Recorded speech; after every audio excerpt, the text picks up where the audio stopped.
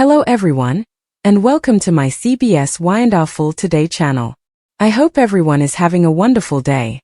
Before we begin, please hit the subscribe button and give this video a thumbs up. Kane is totally destroyed now that Phyllis has told everyone the secret that Kane had been hiding for years. This secret was something that Kane had kept hidden for a very long time. Now that Phyllis has revealed it, Kane is in trouble. The secret that Kane buried for years is finally out.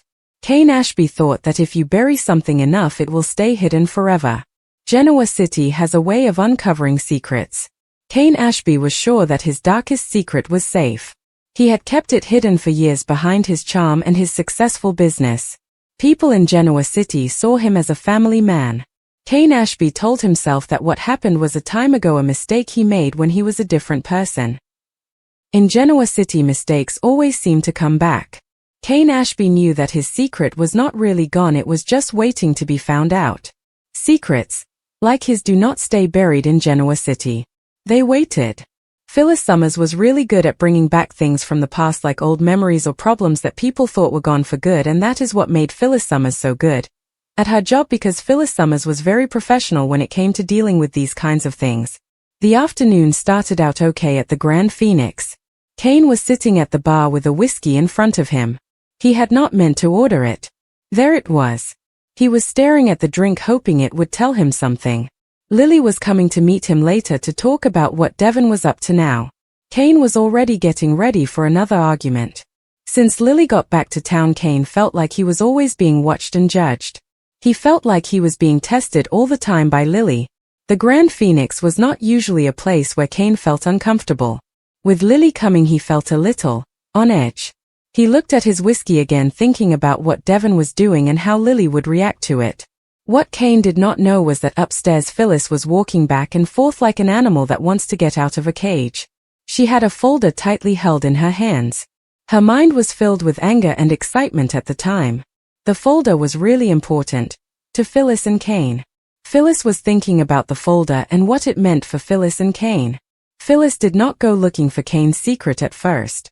It basically came to her when she was going through Chancellor Winter's financial records for her own reasons. She found one name, one transaction, and one signature that did not belong. That was enough to make her want to know more. The more she looked into it, the worse it got. This was not a mistake. This was Kane's betrayal. This was fraud committed by Kane. Phyllis thought about Kane's actions. She realized that Kane had done something very wrong. This was a lie that affected a lot of families. It changed the course of their lives without anyone knowing who was actually behind it all. The deception had an impact, and it was a really big deal for the families of people who were involved. It changed their lives in ways they could not have imagined. The people in these families were not aware of what was going on, and they did not know that their lives were being changed by this deception. When Phyllis finally came down the stairs and looked at Kane, everything felt different. There was something about the way Phyllis looked at him that made Kane feel nervous. Phyllis Summers did not look happy, joking around. Phyllis Summers looked really angry. Kane stood up straight, tried to smile, but it felt fake even to himself. "Phyllis," he said slowly, "I did not think I would see you here. You are the person I thought I would run into." She said, "That is funny." She replied, "In a way. Because the woman has been expecting this person for a long time, for many years." Kane frowned. The knot in his stomach got tighter. "What do you mean by that?" he asked. Kane was really confused about what that meant. Phyllis sat down next to him, asked the bartender for a drink. She just let the quiet go on, enjoying it and watching Kane get more and more uneasy.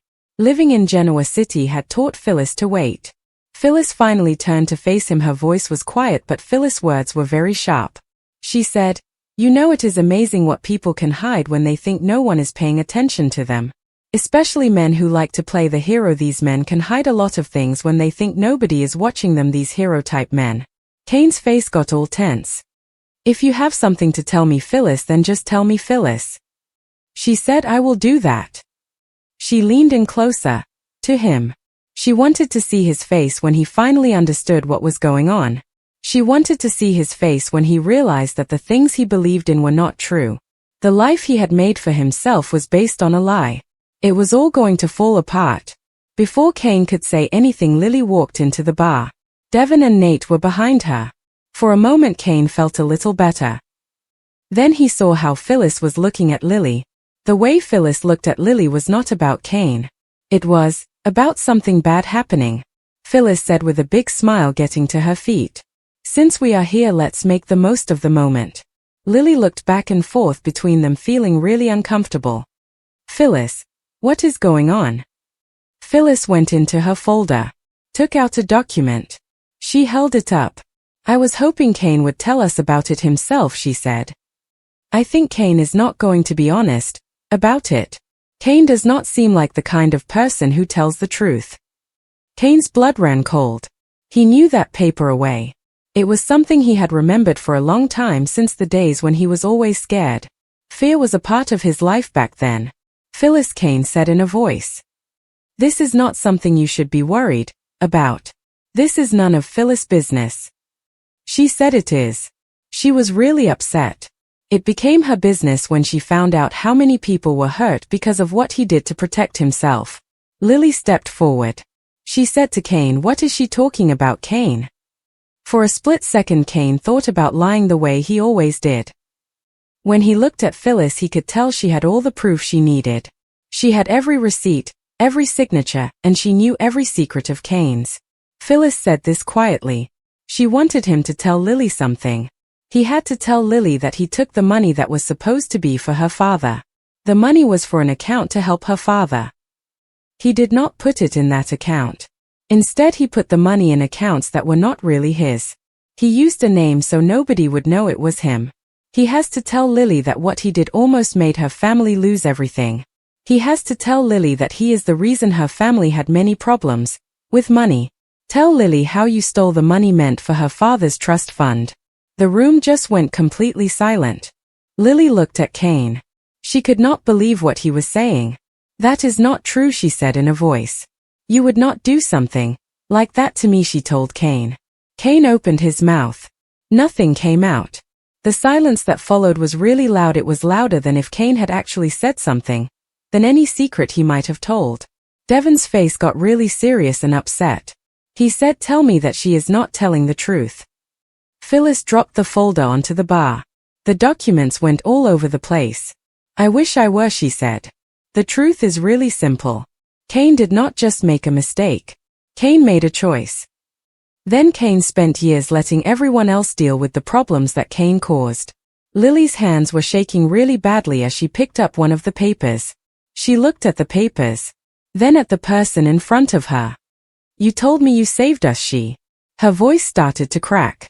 She was trying not to cry. You told me you gave up everything for the people you care about, for us, for Lily and the others. For me, Lily, Her voice broke again. I was trying to keep my family safe, Kane said. He sounded really upset. I fixed the problem on. I put the money back where it belonged. I was trying to protect my family, that is what I was doing. After everything fell apart, Phyllis said to him. After Neil died, thinking he did not do a job with his own kids. After Lily felt bad about what happened for a time. You did not just take money, Kane. You took away the peace that the people around you needed. You took away peace from them, Kane. Lily looked at him like she was seeing someone she did not know. All this time, she said in a voice, I stood up for the man I thought you were. I believed in you. I trusted the person I thought you were. I trusted you. Kane said that he really loved this person and he wanted to make that very clear. He looked at the person. Said, I loved you, with a lot of feeling. Kane was serious when he said that he loved this person. She said to me, and you lied to me. Tears were falling down her face. You lied to me every day. Nate shook his head. He said this could really hurt Chancellor Winters. Phyllis said that it already has. It just did not know it yet. Security people started to hang around by as the voices got louder. Kane felt like the walls were closing in on him. This was not about the law, it was also about what people thought of him in Genoa City. In Genoa City, what people thought of you was very important. Now Kane's reputation was gone. Kane asked Phyllis in a rough voice, why now? He wanted to know what was going on. Kane looked at Phyllis. Said, why do this now? Phyllis looked straight at him, her face not showing any emotion. It is because people Like you always seem to get away with things, she said. It is because Lily deserves to know the truth even if the truth is really bad. Lily dropped the papers. She took a step back from Kane. I do not know who Kane is anymore, she said. I do not think I want to know Kane.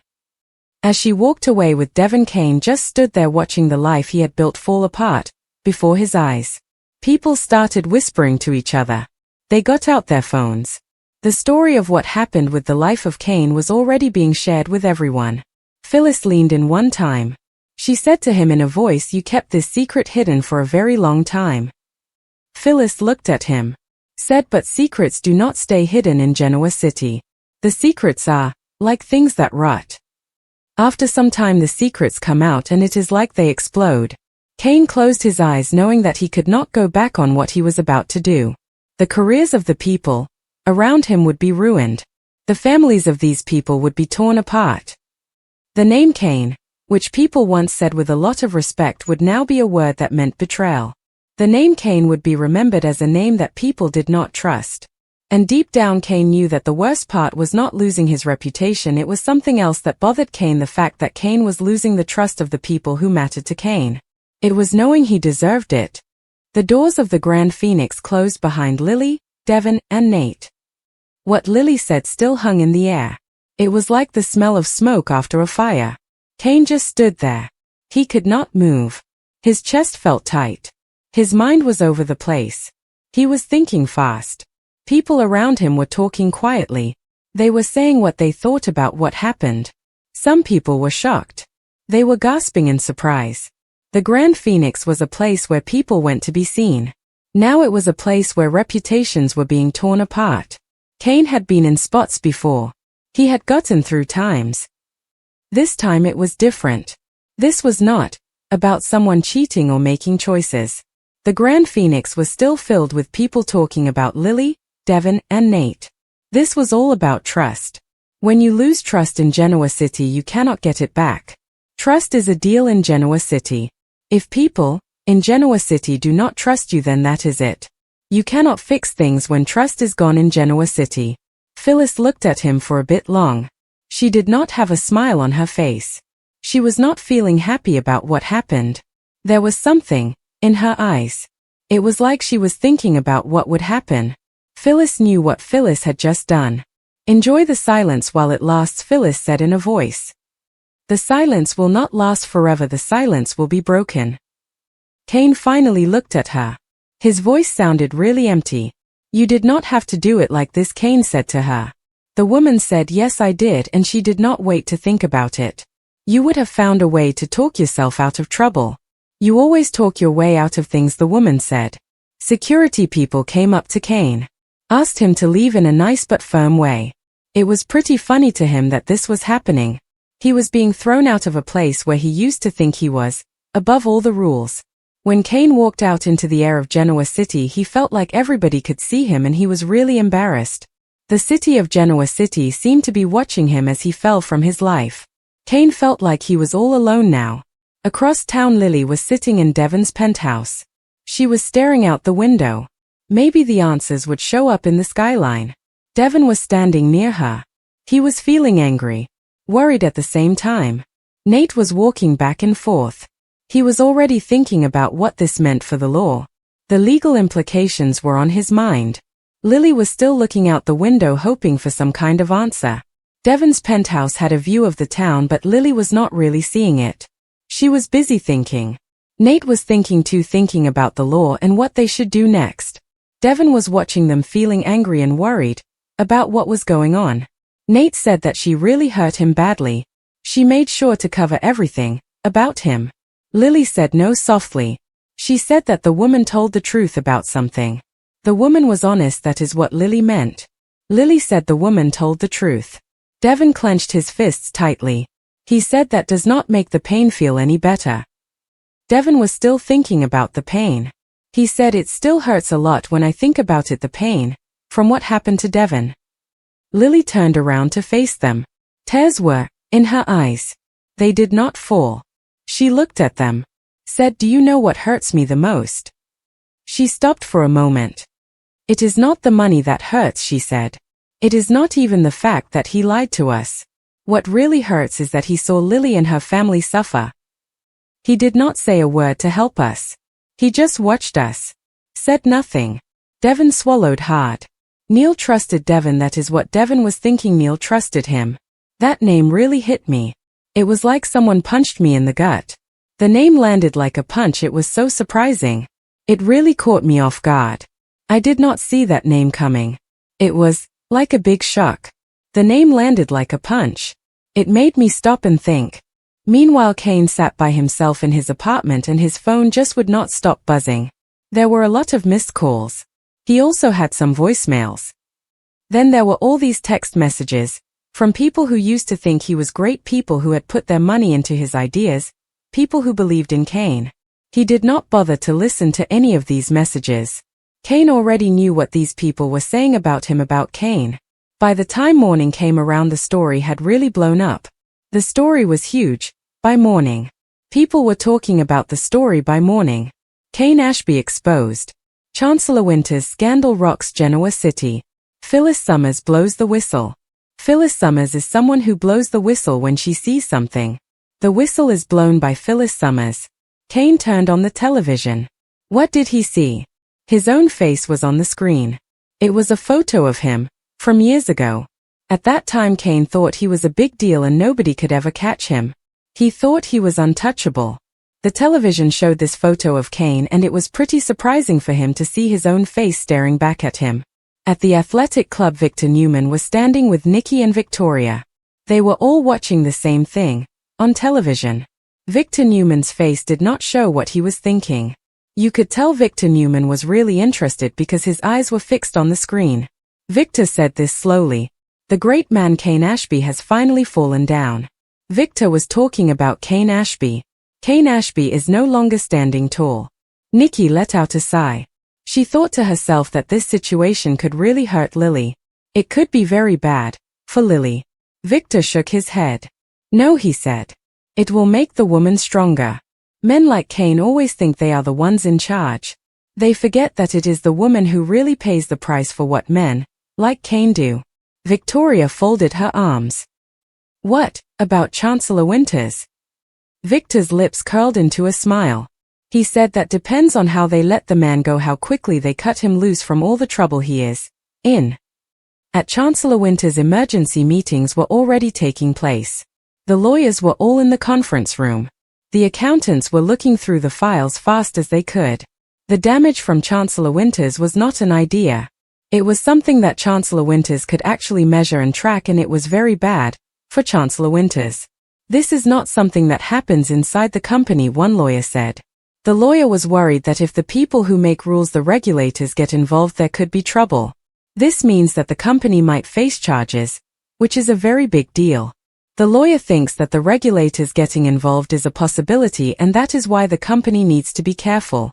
The company could be in trouble if the regulators find out what is going on, and that is why the lawyer is warning them about the potential for criminal charges. Lily sat at the head of the table. Her face was calm. She looked really pale. Lily said, "Then we will cooperate fully with the people in charge." Devon looked at Lily. He was really surprised. He said to her, "Lily." "No," she said. "We are not going to protect him. We are done with that."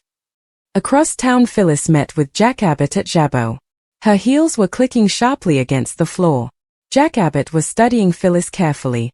He wanted to know what Phyllis was thinking. Phyllis was at Jabot to talk to Jack Abbott. The man told him that he knew this would cause problems for him. He said this to him directly. The man was saying that he knew that the things he did would come back to hurt him. He was talking about the consequences of his actions. Phyllis shrugged. "I am used to being the villain," she said about herself. Phyllis being the villain. Jack leaned forward. Asked the person if they were okay. He said, "Are you okay?" That really caught the woman off guard. The woman was not expecting that to happen to her. It was a surprise for the woman.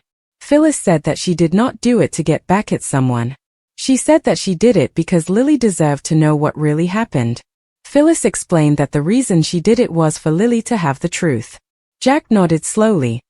Then no matter what happens next, you did the thing with the decision you made about the situation. The decision you made was the right thing. Back at Kane's apartment, someone knocked on the door. This really surprised him. He was thinking about something. It made him stop. He got up to open the door. Found Lily standing there. Her face did not show what she was feeling. She said, "I am not here to forgive you away." She is here because she needs to hear something from the person she is talking to. She wants to hear it from them. Kane stepped aside. Let her come in. The silence between Kane and her was really bad.